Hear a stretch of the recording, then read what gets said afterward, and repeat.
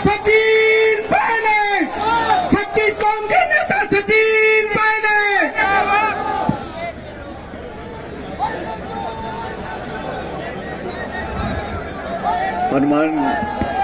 हनुमानगढ़ जिला कांग्रेस कमेटी के अध्यक्ष केसी बिश्नोई साहब, एआईसीसी के सचिव सम्मान्य कुलदीप इंदौरा साहब, मेरे नौजवान साथी और नागौर जिले से विधायक मुकेश भाकर जी,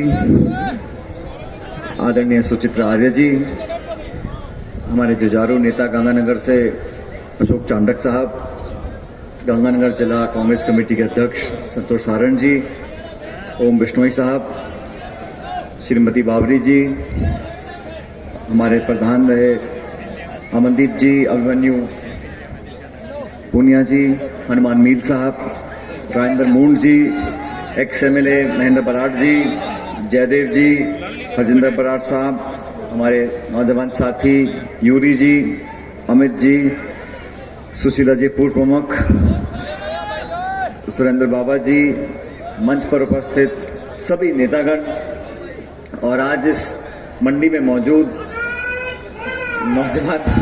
नौजवान दोस्तों, किसान भाइयों, आदरणीय बुजुर्गों, माताओं, बहनों, न जाने क्या बात है लेकिन मेरा एक विशेष लगाव है हनुमानगढ़ और गंगानगर से, और मुझे मालूम नहीं है क्यों, क्योंकि अभी कुलदीप जी बोल रहे थे हम लोग कभी यहां से चुनाव लड़े नहीं, लेकिन इन जिलों के लोगों के अंदर जो अपनापन है, जो प्यार का भाव है और जो ईमानदारी का प्रेम है, मैं उसको बयान नहीं कर सकता हूं, लेकिन मैंने देखा है पिछले 10 सालों के अंदर, जब से मैं यहां अध्यक्ष बनकर कांग्रेस पार्टी का आया था, यहाँ के नेता, यहाँ के कार्यकर्ता, सबसे ज्यादा यहाँ के लोग, यहाँ के काश्तकार, हर जाति हर वर्ग के लोग, एक ऐसा माहौल मुझे यहाँ देखने को मिलता है कि मैं हमेशा हनुमानगढ़ और गंगानगर आने के बहाने ढूंढता हूँ कि मैं कैसे यहाँ पर आ सकूँ, कोई कार्यक्रम हम लोग करें। लेकिन मुकेश जी बता रहे थे आपको, कल हम लोगों ने किसान सम्मेलन किया नागौर जिले के अंदर, और आज भी यहाँ पे धान मंडी में अब सब किसान साथियों को हमने यहाँ पर आमंत्रित किया, और मैं धन्यवाद देना चाहता हूँ मंच पे तमाम बहुत से साथियों का नाम मैं नहीं ले सका। ये किसान सम्मेलन हम लोग कर रहे हैं, किन बातों को लेकर कर रहे हैं ये समझना बहुत जरूरी है। इतना बड़ा हमारा देश है, 130 करोड़ लोग यहाँ पर रहते हैं, लेकिन आज भी हकीकत ये है, कोई उसको माने या ना माने, इस देश की अगर रीढ़ की हड्डी है तो किसान और किसानी है, जमीन और पैदा करने वाले जो लोग हैं, उससे संबंधित जो पूरा व्यवस्था है, वो ही इस देश की जड़ है। और हम लोगों ने पिछले 75 सालों में बहुत कुछ किया, बहुत कोशिशें भी करी, लेकिन आज पीड़ा होती है, दुख होता है जब हम देखते हैं कि हमारे जो सबसे मेहनतकश लोग हैं, किसान हैं, उन लोगों के ऊपर आज किस प्रकार की आपत्ति आ गई। और मुझे दुख के साथ कहना पड़ता है कि पिछले 8.5 साल में दिल्ली में बैठी जो सरकार है, जिन बातों को बोलकर वो सत्ता में आए थे, आज मैं पूछना चाहता हूं, ये बीजेपी ने वादा किया था कि नहीं किया था कि किसान की आमदनी दुगनी करेंगे? आप मुझे बताओ, किया था वादा? हमने तो नहीं कहा वादा करो, खुद चल के बोला कि किसान की आमदनी दुगनी करेंगे। अब आमदनी दुगनी करने के लिए पिछले 8 सालों में केंद्र की सरकार ने क्या किया है? डीएपी, खाद, यूरिया, पेट्रोल, डीजल, ट्रैक्टर, बिजली, पानी, सबके दाम बढ़े हैं कि नहीं बढ़े? और दाम बढ़ाते बढ़ाते आपने ऐसे कानून बनाए, ऐसे 3 कृषि कानून, काले कानून बनाए, जिससे पूरे देश के किसानों को आंदोलन करना पड़ा, देश की राजधानी पर कूच करना पड़ा, और फिर 1 साल के बाद ठंड में, गर्मी में, बर्फ में, बारिश में देश भर के किसान आंदोलन करते रहे, सैकड़ों किसानों की जान चली गई। तब जाके एक दिन, पहले तो ये 3 कानून बनाए क्यों? कोई कारण नहीं बताया। फिर ये तीनों कानून वापस क्यों लिए?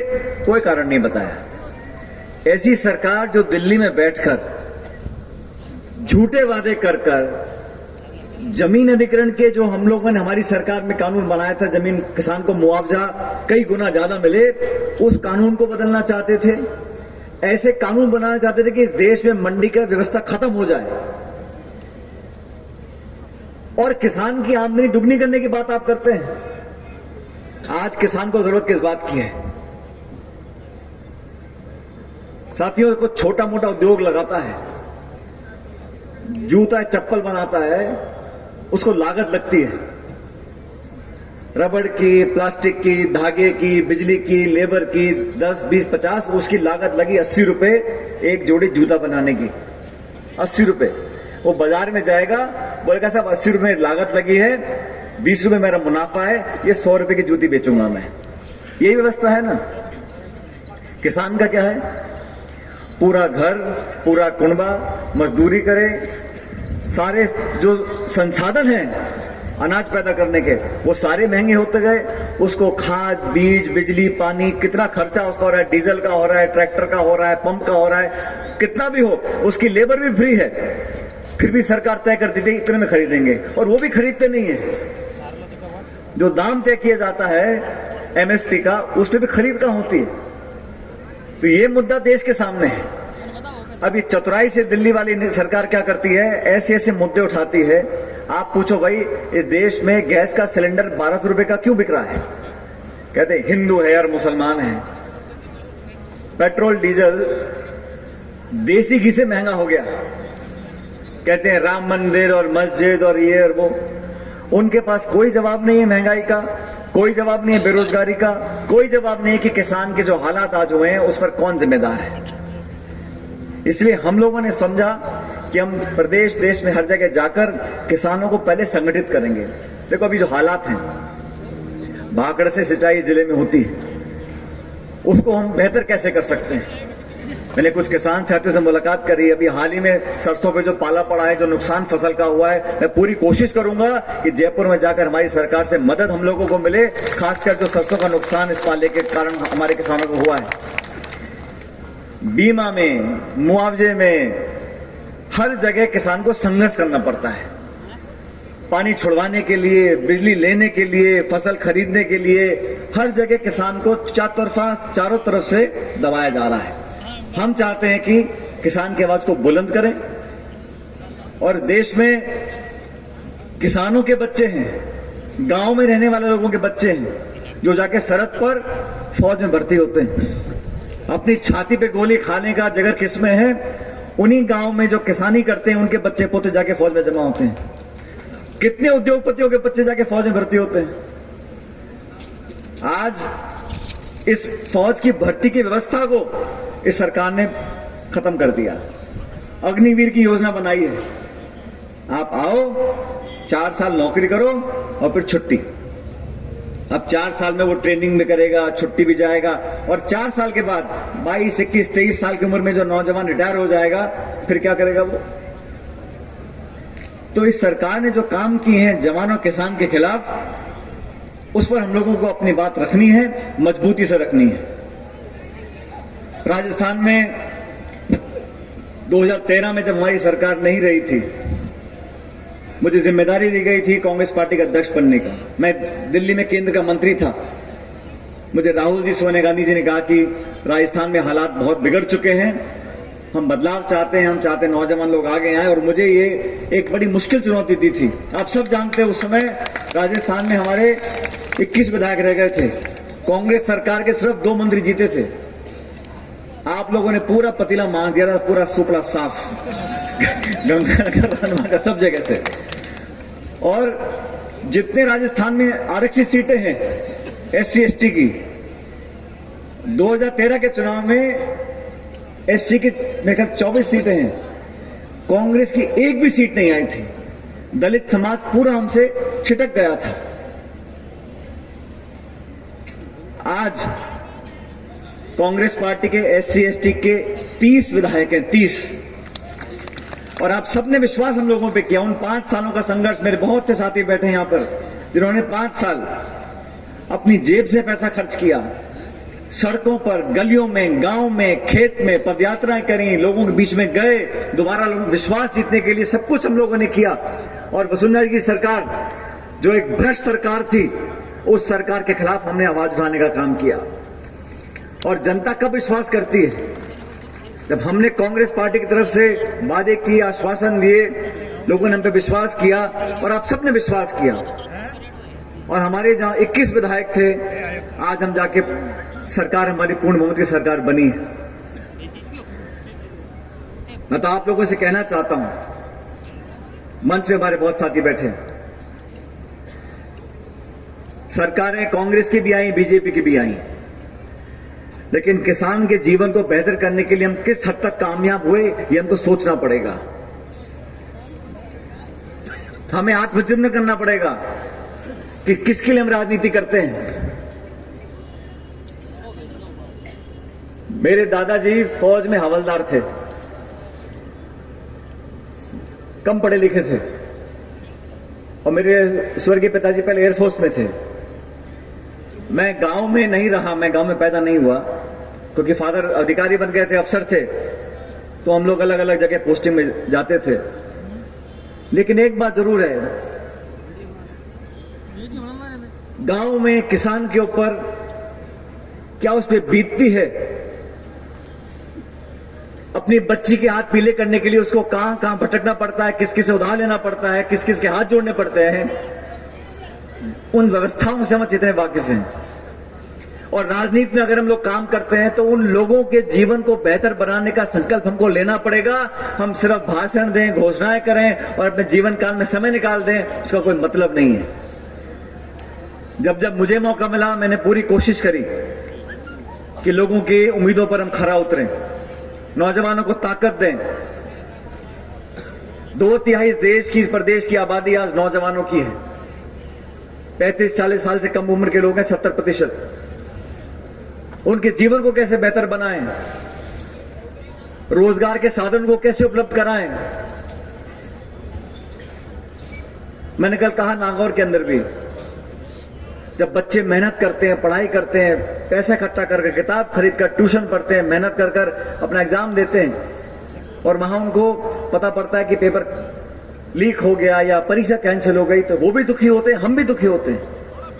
और ये बात सरकार भी बोलती है। मुझे खुशी है कि सरकार ने कार्रवाई करी, कुछ लोगों को पकड़ा है, लेकिन एक के बाद ये प्रकरण हो रहा है, इससे मन आहत होता है।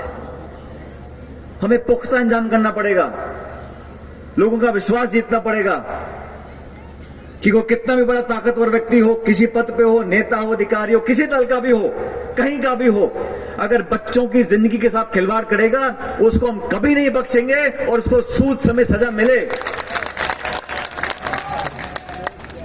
ये बात मैं भी बोलता हूं, ये बात सरकार भी बोलती है, हमारी पार्टी बोलती है, हम सब बोलते हैं। और मुझे उम्मीद है कि बहुत जल्द इस दिशा में काम होगा। अभी सुचित्रा जी बोल रही थी, ये भी मुझ में उम्र से बहुत बड़ी है, लेकिन इनमें जज्बा ज्यादा है मेरे से। सुचित्रा जी ने कहा कि 10 महीने रह गए चुनाव में, बिल्कुल सही कहा आपने। 10-11 महीने बाद वोट पड़ेंगे। कांग्रेस में आप सबने देखा है, पिछले 3 महीनों से राहुल गांधी जी कन्याकुमारी से निकले पैदल और भारत को जोड़ने का उन्होंने संकल्प लिया। ये भारत जोड़ो यात्रा 75 साल के इतिहास में शायद पहली बार किसी एक नेता ने इतनी लंबी एक यात्रा निकाली बिना रुके। और मुझे सौभाग्य मिला, मैं 6-7 राज्यों में पैदल चला उनके साथ। राजस्थान में 18 दिन वो पैदल चले। संदेश क्या था? किसान को, नौजवान को मजबूती देने का, समाज में जो टकराव और एक हिंसा का माहौल पैदा हुआ उसको खत्म करने का, भाईचारे का, प्रेम का, मोहब्बत का, लोगों को जोड़ने का, गरीबी, महंगाई, अर्थव्यवस्था पर जो आज काले बादल मंडरा रहे हैं उसको छटने का, उसको आगे बढ़ाते हुए 30 तारीख को यात्रा खत्म होगी कश्मीर में, श्रीनगर के अंदर। लेकिन उस यात्रा के बाद आज हमारा दायित्व बनता है कि उस संदेश को गांव ढाणी तक लेकर जाएं। वो यात्रा तो चली गई, लेकिन यात्रा के बाद हर जिले, हर गांव, हर पंचायत, हर ब्लॉक, हर क्षेत्र में हम लोग जाएं, लोगों को संदेश दें कि हम आपके साथ खड़े हैं। और कांग्रेस पार्टी को मजबूत करने के लिए 26 जनवरी से एक और अभियान हम चालू कर रहे हैं, हाथ से हाथ जोड़ो अभियान।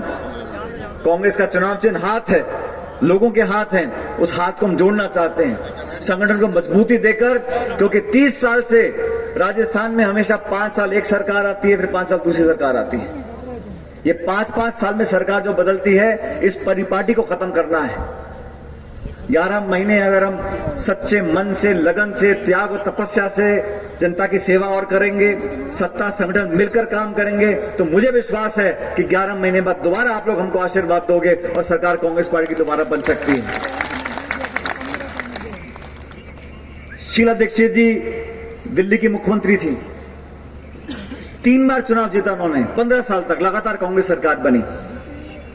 तरुण गोगोई साहब असम के मुख्यमंत्री थे, 15 साल लगातार मुख्यमंत्री रहे, 3 बार चुनाव जीता।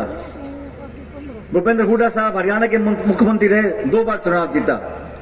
रेड्डी साहब तेलंगाना कांग्रेस के मुख्यमंत्री रहे, 2 बार चुनाव जीता। तो ऐसा नहीं है कि कांग्रेस की सरकार दोबारा रिपीट नहीं हो सकती, तो राजस्थान में क्यों नहीं हो सकती, इस पर हमको सोचना पड़ेगा। और ये आप लोग हैं, जनता जनार्दन है, लोकतंत्र के अंदर आपके हाथ की टिकी बटन जिसमें दब जाएगा उसी को आशीर्वाद मिलता है। तो जनता का मन कैसे जीते, जनता की भावनाओं से कैसे जुड़े, जनता के सामने उनकी कसौटी पे खरा कैसे उतरे, उस दिशा में हम सब लोगों को काम करना है। और राहुल जी हो, प्रियंका जी हो, खड़गे जी हो, सोनिया गांधी जी हो, हम सब चाहते कि हम सबको साथ लेकर चलें, 36 कौम को लेकर साथ चलें, चारों धर्म के लोगों को साथ लेकर चलें। और आप सब लोग, मैंने शुरू में कहा, ये सीमावर्ती जिला है, यहां पर फसल की, सिंचाई की, बिजली की, इन समस्याओं का पूर्ण तरह समाधान कैसे हो। हर बार ज्ञापन मिलते हैं, धरने होते हैं, छोटा मोटा कुछ आगे बढ़त होती है, लेकिन हम वहीं फंस के रह जाते हैं। हम बड़ा क्यों नहीं सोच सकते, हम हमेशा हमेशा के लिए इस सिंचाई की, इस नहर की, इस मरम्मत की, इस पानी को छोड़ने की, इस बिजली की समस्या का हमेशा हमेशा का समाधान क्यों नहीं कर सकते। हम कर सकते हैं, हम साथ मिलकर हमेशा के लिए इस पूरे क्षेत्र की तमाम, चाहे सेम की हो, चाहे सिंचाई की हो, इन सब समस्या का समाधान कर सकते हैं। संकल्प की जरूरत है, निश्चय की जरूरत है, जनता के समर्थन की जरूरत है। हमारे बच्चे, मुझे दुख होता है साथियों, हमारे किसान भाई, ऐसे कितने किसान हैं जो कहते हैं मेरा बच्चा बड़ा होकर पढ़ लिखकर किसान बनेगा, उसको 3rd ग्रेड की, B ग्रेड की नौकरी करनी पसंद है, 2nd ग्रेड की। लेकिन कितने किसान बोलते हैं कि मैं पढ़ा लिखा कर अपने बच्चे को किसान बनाऊंगा। किसानी से लोगों का मन हट रहा है, लेकिन इस देश का पेट पालने वाले लोग, उनके मान सम्मान में कमी आएगी तो देश के मान सम्मान में कमी आएगी। हम लोग अलग अलग जिलों में जाकर पार्टी को, किसानों को, 36 कौम के लोगों को साथ जोड़ रहे हैं। और इस कड़ी में आज यहां पर मेरा आना हुआ, हनुमानगढ़ के लोगों ने हमेशा दोनों हाथ से आशीर्वाद दिया है। और मैं आपसे आवेदन करना चाहता हूं कि जिन लोगों ने आपसे वादे करे हैं, जो केंद्र की सरकार में बैठे हैं, उनको संदेश जाना चाहिए कि किसान अब जवाब मांगेगा। आपकी बदसलूकी, आपकी बदनीयत से अब हम लोग तंग आ चुके हैं, हम न्याय चाहते हैं, विकास चाहते हैं। और मैं इस किसान सम्मेलन में ये प्रस्ताव आपके सामने रखना चाहता हूं कि हम केंद्र सरकार से मांग करेंगे। आपने जब 3 कृषि कानून वापस लिए थे तो केंद्र की सरकार ने कहा था कि हम MSP की खरीद पर कानून बनाएंगे। तो मैं चाहता हूं कि आवाज हनुमानगढ़, गंगानगर से जाए, दिल्ली तक जाए कि भारत सरकार बहुत जल्द किसानों के लिए MSP पर खरीद के लिए एक नया कानून बनाए, ताकि किसानों के जीवन को हम बेहतर कर सकें। ये प्रस्ताव मैं आपके सामने रखता हूं। अगर आपको इस प्रस्ताव में मंजूरी हो तो दोनों हाथ खड़े करके इस प्रस्ताव को पारित करो, ताकि दिल्ली के लोगों को पता पड़े कि MSP पे कानून बनना चाहिए। साथियों, किसान सम्मेलन हम लोग कर रहे हैं, सबको जोड़ने का काम कर रहे हैं। अभी खिलाड़ी जी मेरे ख्याल चले गए, वो अपनी बात रख रहे थे। भविष्य में क्या होगा नहीं होगा हम नहीं जानते, लेकिन इतना जानते हैं जो लोग असूलों पे अड़े रहे, जिन्होंने नौजवानों किसानों की बात को रखा, जो बिना डर सच्चाई बोलने का दम रखते हैं, जो लोगों के साथ जज्बात जोड़ना चाहते हैं, जो लोगों के दुख और सुख में शामिल रहते हैं, जो लोगों से लगाव रखकर सबको साथ लेकर आगे चलना चाहते हैं, वो लोग हमेशा जनता के प्यार को उनको मिलता रहता है। और मैं समझता हूं इससे बड़ी कोई पूंजी किसी के पास नहीं है। जनता का समर्थन, जनता का प्यार इस दुनिया की सबसे बड़ी पूंजी है। मैं मंच पे बैठे तमाम लोगों का धन्यवाद करना चाहता हूं, विनोद जी का, सभी साथियों का, कि आपको यहां पर आमंत्रित किया। और आप लोगों से एक निवेदन करना चाहता हूं। पिछले कई सालों में हनुमानगढ़ जिले के साथियों ने, खासकर नौजवानों ने, बहुत हमारा सहयोग दिया है, मुझे बहुत ताकत दी है। जब संघर्ष का समय था, मुझे याद है मैं राहुल गांधी जी को यहाँ हनुमानगढ़ हम लेकर आए थे जून के महीने में, 7-8 साल पहले। हम लोग पैदल चले थे उस समय किसानों की मांग को लेकर, बहुत सारे मुद्दे हमने उठाए थे। उस समय आप लोगों ने संपूर्ण समर्थन दिया था। उसी समर्थन के कारण, उसी विश्वास के कारण हम लोग 2018 में सरकार बनाने में कामयाब हुए थे। आप सबका योगदान था। मैं आपसे हाथ जोड़कर निवेदन करना चाहता हूं, आने वाले समय में भी हमारी बहन, हमारी माताएं, नौजवान साथी, बुजुर्ग किसान भाई, जो प्यार और आशीर्वाद आपने हमेशा हमको दिया है, वो आने वाले समय में देते रहो। और मैं आपको वादा कर जाता हूं, आप जब चाहोगे, जहां चाहोगे, मैं आपके बीच में खड़ा रहूंगा, हर संघर्ष के लिए तैयार रहूंगा, हर मांग को पूरा करके छोड़ेंगे। लेकिन आप लोग भी अपना प्यार बनाए रखना। मैं आपका बहुत बहुत धन्यवाद करना चाहता हूं और परमपिता परमेश्वर से प्रार्थना करता हूं, वाहेगुरु से प्रार्थना करता हूं कि आप सब हमेशा खुश रहो, सुखी रहो, फलो फूलो, आगे बढ़ो और भगवान आपको बहुत लंबी उम्र दे। बहुत बहुत धन्यवाद। जय हिंद। राम राम साहब। सचिन